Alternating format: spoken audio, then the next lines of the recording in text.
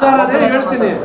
ರಸ್ತೆಗಳ ವಿಚಾರ ಈಗ ನಾರಾಯಣ ಸ್ವಾಮಿ ಅವರು ಏನಕ್ಕೆ ಸತ್ರು ವಿಚಾರ ನಿಮಗೆ ಗೊತ್ತಿದೆ.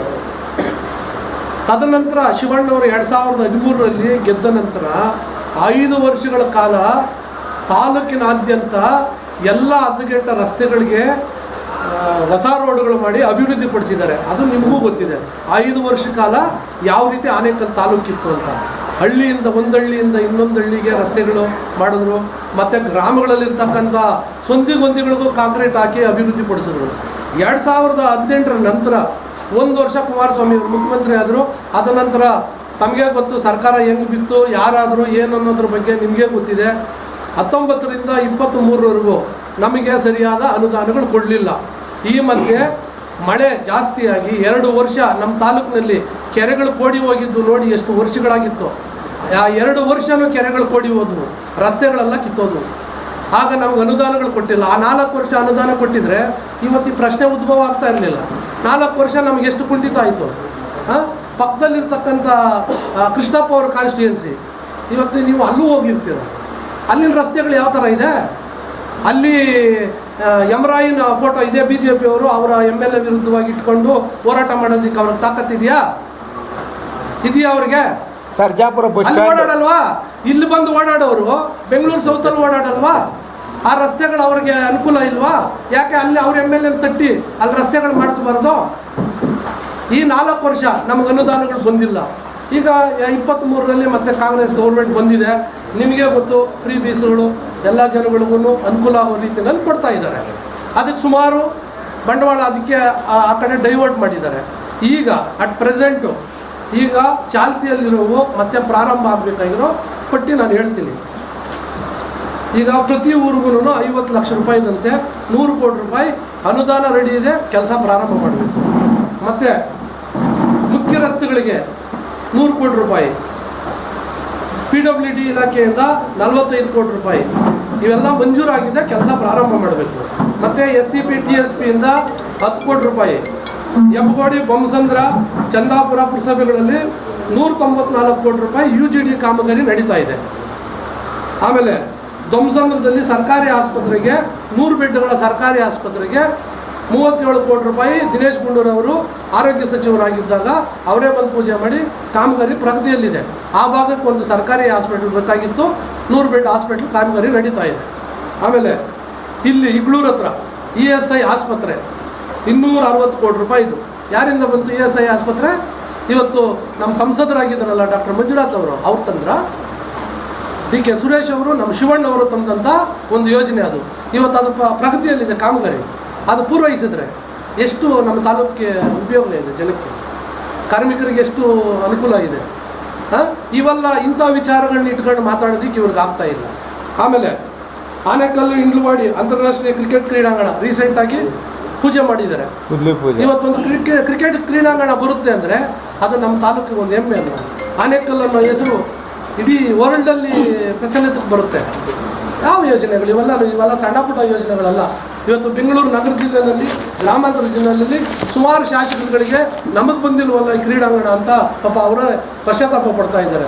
ಅಂಥದ್ರಲ್ಲಿ ನಮ್ಮ ಶಾಸಕರು ಶಿವಣ್ಣವರು, DK ಸುರೇಶ್ ಅವರು, ಆಮೇಲೆ ವಸತಿ ಸಚಿವರಾದಂಥ ಜಮೀರ್ ಅಹಮದ್ ಅವರ, ಆಮೇಲೆ ವಸತಿ ಗೃಹ ಮಂಡಳಿ ಅಧ್ಯಕ್ಷರಾದ ಶಿವಲಿಂಗಪ್ಪವರು, ಇವರೆಲ್ಲ ಪಾಪ ನಮ್ಮ ತಾಲೂಕಿಗೆ ಈ ಒಂದು ಯೋಜನೆ ಆಗಲಿ ಅಂತ ಹೇಳಿ ಎಷ್ಟು ಶ್ರಮ ಪಟ್ಟಿದ್ದಾರೆ.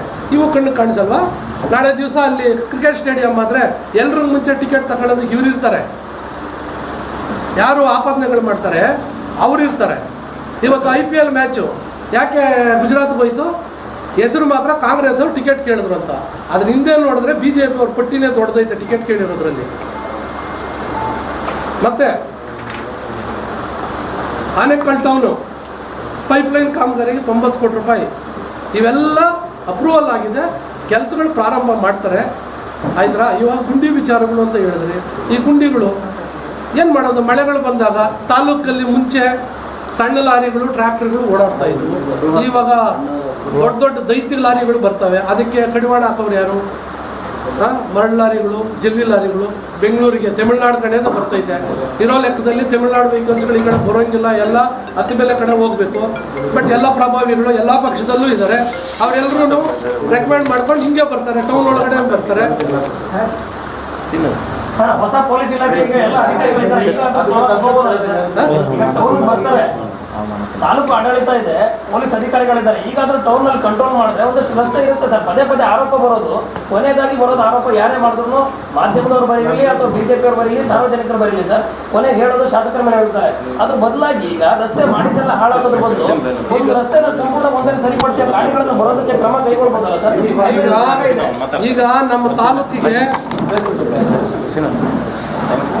ಈಗ ನಮ್ಮ ತಾಲೂಕಿಗೆ ಒಂದು ಔಟರ್ ರಿಂಗ್ ರೋಡ್ ಬೇಕು. ಅದ್ರ ಬಗ್ಗೆ ಈಗಾಗಲೇ ಶಾಸಕರ ಗಮನಕ್ಕೂ ಬಂದಿದೆ, ಅದು ಮಾಡಬೇಕು ಅನ್ನೋದು ಅವರಲ್ಲೂ ಇದೆ. ಈಗ ಅದಕ್ಕೂ ಮುಂಚೆ 2013ಕ್ಕೂ ಮುಂಚೆ ಬರೀ ಸಿಂಗಲ್ ಪಥ ರಸ್ತೆಗಳೇ ಇದ್ದಿದ್ದು. ಇವತ್ತು ಯಾವುದಿದೆ ಸಿಂಗಲ್ ಪಥ ರಸ್ತೆ ನಮ್ಮ ತಾಲೂಕಲ್ಲಿ? ಯಾವುದಿದೆ? ನೀವು ಹೇಳಿ, ಇಂಥ ರಸ್ತೆ ಇದೆ ಅಂತ ಹೇಳಿ. ನನಗೆ ಗೊತ್ತಿರೋ ಪ್ರಕಾರ ಈಗ ಸರ್ಜಾಪುರದಿಂದ ಚಿಕ್ಕತಿರುಪತಿ ರಸ್ತೆ, ಸರ್ಜಾಪುರದಿಂದ ಕಗ್ನೂರು ರಸ್ತೆ ಬಿಟ್ಟರೆ ಇನ್ನೆಲ್ಲ ಡಬಲ್ ರಸ್ತೆಗಳಾಗಿದೆಯಲ್ಲ. ಅವರು ಈ 13 ವರ್ಷಗಳಲ್ಲಿ ಅವ್ರು ತಂದಂಥ ಅನುದಾನಗಳು, ಅವ್ರು ಮಾಡಿರ್ತಕ್ಕಂಥ ಕಾಮಗಾರಿಗಳು ಇತಿಹಾಸ. ಆಮೇಲೆ ಶಾಸಕರಾದ ಶಿವಣ್ಣವ್ರನ್ನ ಶಾಶ್ವತವಾಗಿ ಉಳಿಸ್ಕೋಬೇಕು ತಾಲೂಕಲ್ಲಿ. ಸರ್ಜಾಪುರದಲ್ಲಿ ಔಟ್ರಿಂಗ್ ಮಾಡೋದಕ್ಕೆ ಈಗ ಸರ್ಜಾಪುರಕ್ಕೆ ಒಂದು ಔಟರ್ ರಿಂಗ್ ರೋಡ್ ಮಾಡೋದಕ್ಕೆ ಅದಕ್ಕೂ ಪ್ರಸ್ತಾಪ ಮಾಡಿದ್ದಾರೆ. ಆಮೇಲೆ ನೀವು ಕೇಳಿದ್ರಿ ಏನೋ ಆಶ್ರಯ ಅಂತ. ಈಗ ಆಶ್ರಯ ಯೋಜನೆಯಲ್ಲಿ ಹಕ್ಕುಪತ್ರ ಕೊಡೋದಕ್ಕೆ ಅವಕಾಶ ಇದೆಯಾ ಹೇಳಿ ನೀವೇ?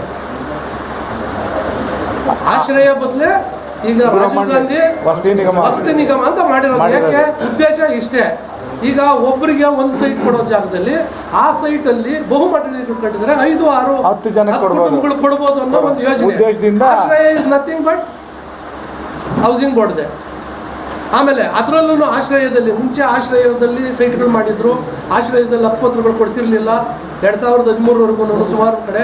ಆವಾಗ ಏನಾಯ್ತು, ಬಡವರೆಲ್ಲನೂ ಪಾಪ ಯಾವಾಗಲೂ ಕೊಡ್ತಾರೆ ಹಕ್ಕುಪತ್ರಗಳು ಅಂದ್ಕೊಂಡು ಮನೆ ಕಟ್ಕೊಂಡ್ರು. ಮನೆ ಕಟ್ಟಿದ್ದಾದ್ಮೇಲೆ ಸರ್ಕಾರಗಳು, ಬದಲಾದ ಸರ್ಕಾರಗಳು ಮನೆಗಳು ಕಟ್ಟಿಲ್ಲ ಅಂದ್ರೆ ಮಾತ್ರ ನಾವು ಆಶ್ರಯ ಯೋಜನೆಯಲ್ಲಿ ಹಕ್ಕುಪತ್ರ ಕೊಡ್ತೀವಿ ಅಂತ ಅಂದರು. ಈಗ 94CL ಹಕ್ಕುಪತ್ರಗಳು ಕೊಡ್ತಾ ಇದ್ದೀವಲ್ಲ, ಎಲ್ಲಿ ಕೊಡ್ತಾ ಇಲ್ಲ ಹಕ್ಕುಪತ್ರಗಳು? ಆಪಾದನೆ ಮಾಡೋದಲ್ಲ, ಆಪಾದನೆ ಮಾಡಿದ ಮೇಲೆ ಅದಕ್ಕೆ ಸಮಜಾಯಿಷಿ ಆ ಮಾತಿಗಿರಬೇಕು. ಈಗ ನಿನ್ನೆಲ್ಲ ಮೊನ್ನೆ ಅವರ ಮಾಡಿದಂಥ ಒಂದು ಸ್ಟ್ರೈಕಲ್ಲಿ ಈಗ ಗುಂಡಿಗಳಿಂದ ಸತ್ತೋದ್ರು ಅಂತಾರೆ. ಆಯಿತು, ಒಬ್ಬ ಹೆಂಗಸು ಅಂಗಲಾಚಿದ್ರು ಆ ಎಮ್ಮನಿಗೆ ಜಾಗ ಬಿಟ್ಟಿಲ್ವೇ ಹಾಸ್ಪಿಟಲ್ ಕರ್ಕೊಂಡೋಗೋದಕ್ಕೆ? ನಿಮ್ಮಲ್ಲೇ ಇದೆ ಆ ವಿಡಿಯೋ, ಬೇಕಂದ್ರೆ ಅದನ್ನ ಎಲ್ಲಪ್ಪ ಯಾರ ಹತ್ರ ಇದೆಯಪ್ಪ? ಇದೆ ಅವರ ತೋರಿಸೋಣ. ಈಗ ಎಲ್ಲ ಚಾನಲ್ಗಳವರು ಅದನ್ನ ಮಾಡ್ಕೊಳ್ಳಿ. ಯಾಕೆ? ಅವ್ರಿಗೆ ಮಾನವೀಯತೆ ಇರಲಿಲ್ವಾ ಆ ಹೆಂಗಸಿಗೆ ಜಾಗ ಮಾಡ್ಕೊಡೋದಿಕ್ಕೆ? ಅದು ಒಂದು ಜೀವ ಅಲ್ವಾ? ಆ ಎಮ್ಮನನ್ನು ಯಾರನ್ನ ಪೇಷಂಟ್ ತನಕ ಕರ್ಕೊಂಡು ಹೋಗ್ತಾ ಇದ್ವಿ. ತಪ್ಪು ನಮ್ಮಲ್ಲಿ ಇಟ್ಕೊಂಡು ಇನ್ನೊಬ್ಬರ ಬಗ್ಗೆ ಇದು ಮಾಡೋದಲ್ಲ. ವಿರೋಧ ಪಕ್ಷದಲ್ಲಿರೋರು ವಿರೋಧ ಮಾಡಬೇಕು. ಯಾವ ರೀತಿ ವಿರೋಧ ಮಾಡಬೇಕು? ಆಧಾರಗಳು ಇಟ್ಕೊಂಡು ವಿರೋಧ ಮಾಡಬೇಕು. ಸರಿ, ಮಾತಾಡಪ್ಪ.